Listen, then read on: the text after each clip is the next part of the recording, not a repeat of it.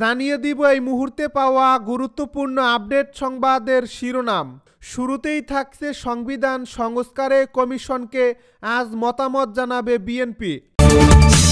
এবারে জানিয়ে দিব দুর্নীতিবাজ সাবেক এমপি মন্ত্রীদের সম্পদ বাজেয়াপ্ত করা হবে বলে মন্তব্য সমন্বয়ক হাসনাতের। আরও জানিয়ে দিব এই সরকারের সব সংস্কারের দরকার নেই বলে মন্তব্য তারেক রহমানের। এদিকে আওয়ামী লীগকে অযোগ্য ঘোষণা সহ গণ অধিকার পরিষদের 17 প্রস্তাব। আওয়ামী লীগ ও এর দোসরদের নির্বাচনে অযোগ্য ঘোষণার বিধান যুক্তকরণের দাবিসহ নির্বাচন ব্যবস্থা সংস্কারের 17টি প্রস্তাব দিয়েছে গণ অধিকার পরিষদ। সর্বশেষ জানিয়ে দিব চীনা রাষ্ট্রদূতের সঙ্গে জামায়াত নেতাদের বৈঠক। শুনছিলেন হাতে পাওয়া গুরুত্বপূর্ণ আপডেট সংবাদের শিরোনাম, এবারে বিস্তারিত। তবে তার আগে অনুরোধ রইল ভিডিওটিতে একটি লাইক দিন এবং কমেন্ট করে জানিয়ে দিন ভিডিও সম্পর্কে আপনার মূল্যবান মতামত। আরও জানিয়ে দিন ভিডিওটি কোথা থেকে দেখছেন বা কোন জেলা থেকে দেখছেন। সংবিধান সংস্কারে কমিশনকে আজ মতামত জানাবে বিএনপি। সংবিধান সংস্কার বিষয়ে অন্তর্বর্তী সরকারের কাছে নিজেদের অবস্থান তুলে ধরবে বিএনপি। এজন্য আজ মঙ্গলবার দলের স্থায়ী কমিটির সদস্য সালাউদ্দিন আহমেদের নেতৃত্বে বিএনপির একটি প্রতিনিধি দল আলী রিয়াজের নেতৃত্বে গঠিত সংবিধান সংস্কার কমিশনের সঙ্গে দেখা করবে। দলীয় সূত্র বলছে, গতকাল সোমবার রাতে দলের স্থায়ী কমিটির বৈঠকে এ বিষয়ে আলোচনা হয়েছে। এ বৈঠকে নেতারা সংবিধান সংস্কারে সরকারের উদ্যোগ নিয়ে আলোচনা করেন। এই আলোচনা থেকেই সংবিধান সংস্কার কমিশনের কাছে যাওয়ার বিষয়ে সিদ্ধান্ত হয়। এর পাশাপাশি সমসাময়িক আরও অনেক বিষয় নিয়েও আলোচনা হয়েছে বলে জানা গেছে। দলীয় সূত্র মতে দ্বিকক্ষ বিশিষ্ট সংসদ প্রবর্তন, তত্ত্বাবধায়ক সরকার ব্যবস্থা পুনঃপ্রবর্তন, রাষ্ট্রপতি ও প্রধানমন্ত্রীর ক্ষমতার ভারসাম্য আনাসহ সংবিধানের একগুচ্ছ সংস্কার প্রস্তাব এরই মধ্যে চূড়ান্ত করছে বিএনপি। দলটির ঘোষিত 31 দফার ভিত্তিতে এসব প্রস্তাব চূড়ান্ত করা হয়েছে। সোমবার এসব প্রস্তাব সংবিধান সংস্কার কমিশনে দেওয়ার কথা থাকলেও তা একদিন পিছিয়ে গেছে। রাষ্ট্র কাঠামো মেরামতের লক্ষ্যে 31 দফা সংস্কার প্রস্তাব দিয়েছে বিএনপি। এর মধ্যে সাম্য, মানবিক মর্যাদা ও ন্যায় বিচার এই 3 বিষয়কে সংবিধানের মূল নীতি ঘোষণা করা সহ চূড়ান্ত করা সংস্কার প্রস্তাবনা আছে বলে সংশ্লিষ্ট সূত্রে জানা গেছে। দুর্নীতিবাজ সাবেক এমপি মন্ত্রীদের সম্পদ বাজেয়াপ্ত করা হবে জানালো হাসনাত। আওয়ামী লীগ সরকারের দুর্নীতিবাজ সব এমপি ও মন্ত্রীদের সম্পদ দ্রুত সময়ের মধ্যে বাজেয়াপ্ত করা হবে বলে জানিয়েছেন বৈষম্য বিরোধী ছাত্র আন্দোলনের আহ্বায়ক হাসনাত আব্দুল্লাহ। সোমবার রাতে রাজধানীর বাংলা মোটরে বৈষম্য বিরোধী ছাত্র আন্দোলন অন্যান্য সব ছাত্র সংগঠনের সঙ্গে জরুরি বৈঠক করে এ সিদ্ধান্তের কথা জানান। বৈঠক শেষে আগামী 1 সপ্তাহ জাতীয় ছাত্র সংহতি সপ্তাহ পালনের ঘোষণা দেওয়া হয়েছে। আওয়ামী ফ্যাসিবাদের পুনর্বাসন ঠেকাতে এবং শিক্ষা প্রতিষ্ঠানগুলোতে চলমান অস্থিরতা নিরসনের লক্ষ্যে এ কর্মসূচি ঘোষণা করা হয়।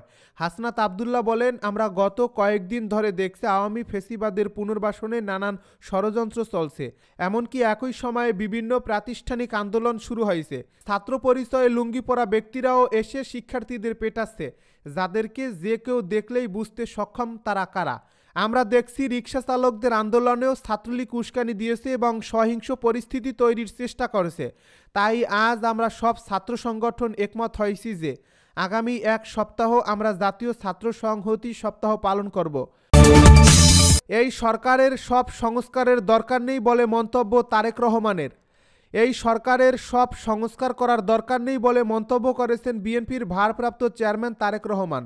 সোমবার দুপুরে জাতীয় প্রেস ক্লাবে ঢাকা সাংবাদিক ইউনিয়ন ডিইউজের দ্বিবার্ষিক সাধারণ সভায় লন্ডন থেকে ভার্চুয়ালি যোগ দিয়ে তিনি মন্তব্য করেন। এ সময় তারেক রহমান বলেন, অন্তর্বর্তীকালীন সরকারের সংস্কারের সঙ্গে বিএনপির বিরোধ নেই, এ নিয়ে বিভ্রান্তির সুযোগ নেই। বিএনপির ভারপ্রাপ্ত চেয়ারম্যান বলেন, এ সরকারের সবকিছু সংস্কার করার দরকার নেই। নিত্যদিনের দুর্দশা দূর করতে না পারলে সংস্কার সফল হবে না। সংস্কার আগে নাকি নির্বাচন আগে, এমন প্রশ্ন তুলে কেউ কেউ বিভ্রান্তি সৃষ্টি করতে চায়। কিন্তু বিএনপি মনে করে সংস্কার চলমান প্রক্রিয়া।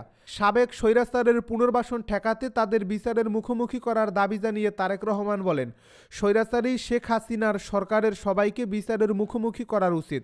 তারেক রহমান আরও বলেন, প্রয়োজনীয় সংস্কার শেষে নির্বাচন প্রয়োজন।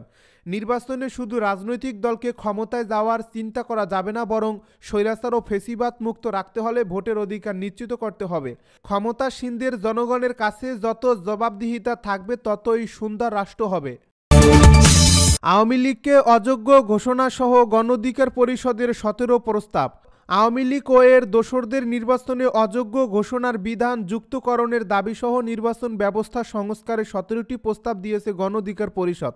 গতকাল সোমবার দুপুরে আগারগাঁও নির্বাচন ভবনের সংস্কার কমিশনে গণ অধিকার পরিষদের সাধারণ সম্পাদক রাশেদ খান প্রস্তাবগুলো জমা দেন। এ বিষয়ে রাশেদ খান বলেন, সংস্কার কমিশনের সুপারিশ জমা দেওয়ার শেষ দিন হলো আজ, কিন্তু তাদের আজকে অফিসে এসে পাওয়া যায়নি, তাই আমরা ইমেলের মাধ্যমে জমা দিয়েছি। নির্বাচন ব্যবস্থা সংস্কারে যেসব প্রস্তাব দিয়েছে গণ অধিকার পরিষদ, অবাধ, সুষ্ঠু ও নিরপেক্ষ নির্বাচনের স্বার্থে সংবিধানে নির্বাচনকালীন ব্যবস্থা অন্তর্ভুক্তকরণ এবং সংসদে প্রতিনিধিত্বকারী রাজনৈতিক দলগুলোর ঐক্যমতের ভিত্তিতে নির্বাচনকালীন সরকার ব্যবস্থা গঠন করা, জুলাই বিপ্লবে গণহত্যাকারী ফ্যাসিস্ট আওয়ামী লীগ ও তার দোসরদের নির্বাচনে অযোগ্য ঘোষণার বিধান যুক্তকরণ, নির্বাচন কমিশনের সদস্য সংখ্যা বাড়ানো, সেক্ষেত্রে একজন প্রধান নির্বাচন কমিশনারের পাশাপাশি 8 বিভাগের 8 জন নিয়োগ দান করা, নির্বাচন কমিশন গঠনে বর্তমান বিতর্কিত সার্চ কমিটির প্রক্রিয়া বাতিল করে রাজনৈতিক দল ও নাগরিকদের মতামতের ভিত্তিতে সার্চ কমিটি গঠনে আইন প্রণয়ন করা, সার্চ কমিটি কমিশনের সদস্য সংখ্যার দ্বিগুণ নাম চূড়ান্ত করে গণমাধ্যমে প্রচার ও গণশুনানির মাধ্যমে নাম চূড়ান্ত করবে, রাষ্ট্রপতি নামগুলো থেকে প্রধান নির্বাচন কমিশনার ও অন্যান্য কমিশনার নিয়োগ করবেন।